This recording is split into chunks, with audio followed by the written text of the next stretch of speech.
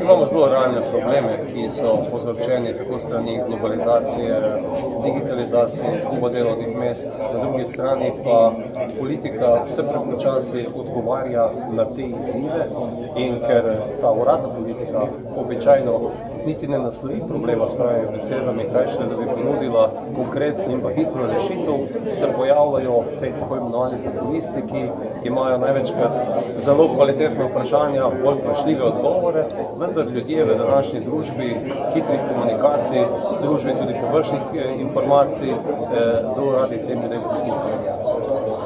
Kakšen pa bo, recimo, relativno v Franciji, Nizozemski in v Nemčiji, da bodo populisti relativno dober uspeh zabeležili na volitvah? Kakšne bodo posledice tega za Evropo, po vašem mnenju? Relativno dober uspeh je Le Penovi že zagotovljen. Zdaj, ako bo to absolutno dober, se pravi, da postane predsednica Francije, bo pa za moje pojme to lahko ime za sabo dramatične posledice in se zna konfiguracija Evropske unije zelo spremeniti. Kakšen lahko že Poglejte, vekolikor pride v Franciji do tega, da Marine Le Pen zmaga na predsedniških volitvah, sledi temu po vsej verjetnosti referendum, ki bo zopet nepredvidljiv, kot je bil v Veliki Britaniji. Zato veliko razliko, da je Francija celinska država, konstitutivna država, ki je skupaj z Nemčijo pravzaprav ustvarila Evropsko unijo in ta res na celini bi bil bistveno bolj usoden, nevaren globok, kot je bil ta z Veliko Britanijo, ki je na nek način ves čas z eno nogo bila v Evropski uniji, z drugo pa zopet. lahko v tem primeru pride do razpadu, recimo, Evropske unije? Zagotovo bi bila zelo drugačna kot je danes. Ki pa vidite rešitev za nastalo situacijo, kako lahko Evropska unija, poslanci, ukrepate?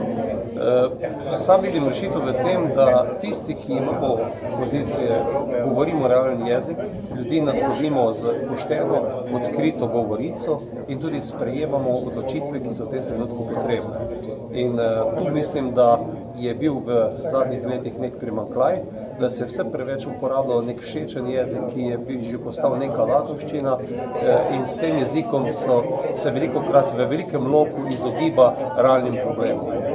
Pa govorimo, ne vem, o migrantski politiki in pa tem odnosu, ali pa da govorimo, če hočete, ne vem, o korupciji, ki se je vpeljala v družbo, ali pa, ne vem, če hočete, o davčnih utajah velikih podjetij ali pa posameznikov. Tako da mislim, da je potrebno na vse te probleme imeti realne odgovore, in če teh odgovorov ne bo v zelo kratkem času ponudila uradna politika, tista, ki vodi te države, bodo pač ljudje izbirali po nepreverjenih variantah, vendar pa o ljudeh izbrali ljudi, ki predvsem zelo na kratko in na hitro poznajo problem in predložijo neko všečno rešitev, ki pa ima velikokrat za sabo tudi velike posledice, nekoliko je bilo tega rešitev.